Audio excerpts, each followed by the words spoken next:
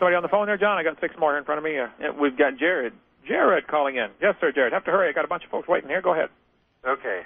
Actually, can I announce one thing to Eric? Is that okay? Yeah. Have you guys met yet? No, that's why I wanted to give him my email address so I could talk to him. Oh, okay. Birds of a feather flock together, you know. Okay, my email address, if you're listening, Eric, is evil.evolutionist@dartmouth.edu. Hey, so, you go to Dartmouth. That's right. Where you teach? You teach at Dartmouth or go to school there? I'm a graduate student. Okay. Can you get some professors at Dartmouth to debate? I've been wanting to do that so badly. Oh, yeah. I've already told you before. I fully intend to. Let's make it 5-on-1, okay? I was thinking something like that. Yeah. That'd be a little, even the odds a little bit. The 3-on-1 with a 3-on-1 was absolutely a pushover. That was a pathetic debate, I have to admit. Yeah. So let's try 5 or 7. 7-on-1. Jim Strayer, actually, the guy that was sitting on the very end in the blue shirt with the really tight buttoned-up blue shirt there. Yeah. He's actually a counselor for an atheist camp, teaching kids how to debate creationists and stuff like that. Yeah. And Michael Shermer wrote the book on how to debate creationists. Yeah, it's Jim. He's got a WWJD T-shirt. What would Jim do? And so, very interesting guy.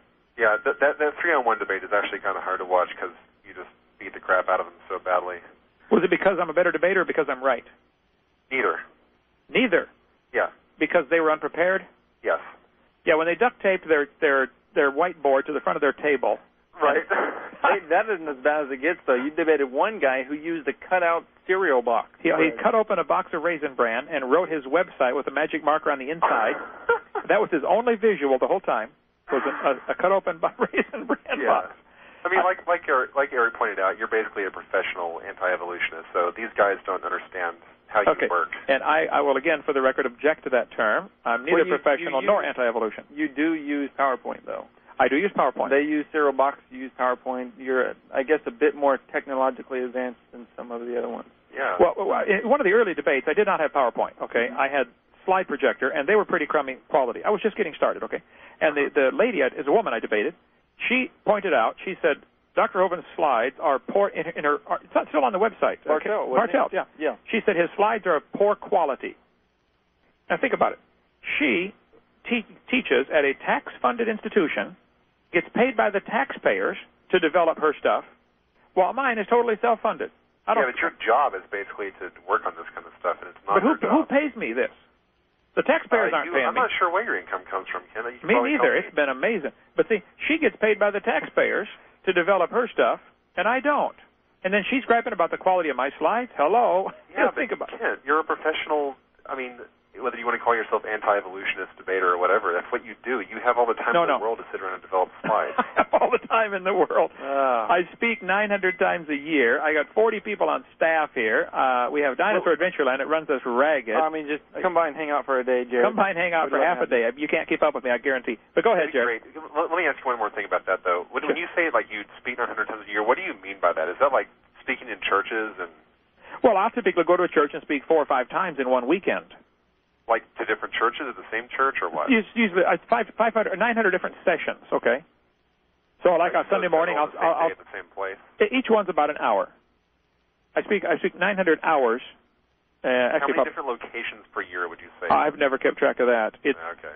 You can go back and look at my itinerary. It's on my website. I'm at least in 1 or 2 churches every week. Sometimes I was at 6 different schools in one day. Spoke 9 different times to 6 different schools. That's my record. Yeah. That was real busy. Can we get on to some of the things? Oh, yeah, sure, go ahead. Okay, so one of these was this religion thing, the definition of religion. Right. I don't think there is any possible definition of evolution, of religion in evolution. We got break. I'll look it up. We'll show it to you. Fits perfectly. We'll be back in a minute. All right, folks, welcome back to the Creation Science Hour, the final segment here. This hour and a half, actually. This is June the 16th of 2005. And we're talking live about the subject of creation evolution, and I always love starting off my segments by saying, we believe evolution is the dumbest religion in the history of the world. Don't you love that, Jared? It puts a smile on my face every time, I'm sure. Oh, good. Okay. Tell me again now why you called in. Oh, I wanted to talk about several things. We just now started to touch on one of them, about the definition of religion. Definition of religion, okay. And how I think evolution has been into it. One more thing before we go on, though. Sure. You were asking about the number of English sounds earlier. I looked it up for you. It's called a phoneme, and the number of phonemes is like kind of debated, but it's somewhere between 36 and 45. Oh, number of sounds in the English language. Yeah, I guess 40, didn't I? Cool. Yeah. 36 so or 44 seems to be the number that comes up the most, but it's around there. English pretty good guess. English was not my forte, but go ahead. Yeah, pretty good guess. Okay, now, so define religion for me. Let me read. I got this from dictionary.com a couple hours ago. Religion has 5 definitions. Number 1, belief in and reverence for a supernatural power.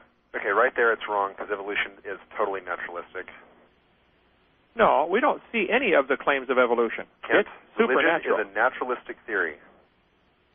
Supernatural, something we don't see naturally. We don't see dogs produce. No, that's not what supernatural means. Something beyond nature. We never see nature. We never see life come from non-living material. We don't see dogs produce non-dogs. Oh, I have a question real quick. It's not necessary for the theory of biological evolution. Here's a question real quick. What's the religious group that worships the Earth? Gaia? What? Gaia is Gaia hypothesis. Would you consider that? The Earth is it's a naturally occurring thing, obviously. So therefore, God is a naturally occurring thing. Would that still be a religion? Are you asking me if people who worship Gaia? If people who worship the Earth, would they be considered religious people? I guess it depends on how they do that. But the Earth is a natural thing, and I don't know if they would say that though, Jonathan. Well, you're agreeing. Is it a natural thing? No, that doesn't matter. It depends on what they say. They're the ones that are doing this. Okay, so if I say that it's perfectly natural for God to intervene in His creation, therefore Christianity or creation is now not a religion compared to, it's your opinion, if I say it. I don't think that any reasonable understanding of the term natural is going to include God in it. Well, God created us. It's pretty natural for Him to do that. Well, but he's got a point, though, Jonathan. But my point is supernatural, something beyond nature. And I said very clearly, we don't see matter come from nothing. We don't see matter organize itself. We see it go to disorder. We don't see dogs produce non-dogs. We don't see rocks come alive. And all of those things are part of biological evolution. Or, if you want to define evolution as only after life gets started, which is what biologists do, and abiogenesis is considered a separate theory. Like I said, it's proto-science. But it's essentially it's an essential part of the theory because it's not. What do you have to evolve?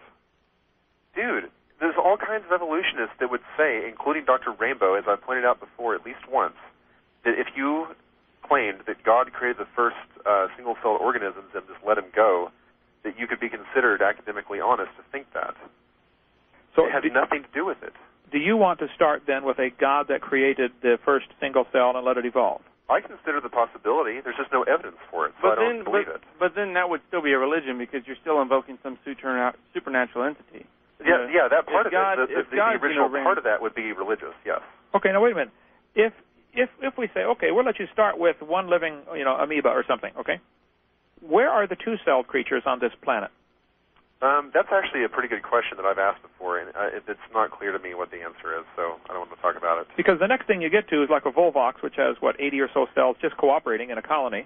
Yeah, it's very plausible to me that there would be no intermediate steps between single cell and huge number of cells, just on the very nature of multicellular organisms. But so maybe God started with a very complex organism. Who knows? It really has nothing to do with biological evolution. Biological evolution just talks about how mutations and natural selection change one organism into a different type over spans of time. But what we observe is mutations happen. Natural selection happens. I agree with both of those. Yep. But there are severe limits. There's a boundary. You run into this wall called the kind, and you never see a dog produce a non-dog. Hey, so kinds, right. So you don't consider chimps and humans to be the same kind of animal? No, very different. Why? They don't have a common ancestor. They can't interbreed. Does common ancestry, is that required for it to be a kind? Yeah, I think all of the dog kinds, all the dog varieties came from the same ancestor, a dog. I think you said interfertility was what made things a kind, like they bring forth. That would be common ancestor, wouldn't it? No. Interfertility, they all came from the same parent stock? No, I think you're mixing up your reasoning there. You could have two creatures that were created specially by God that were infertile. They wouldn't have a common ancestor, even by your own token. Okay, and you consider humans and chimps to be the same kind? I think by your own experiment, get a 5-year-old kid and show him a picture of a chimp, a human, an orangutan, and a wolf, and ask him which is not the same kind of animal. They're not going to pick the human.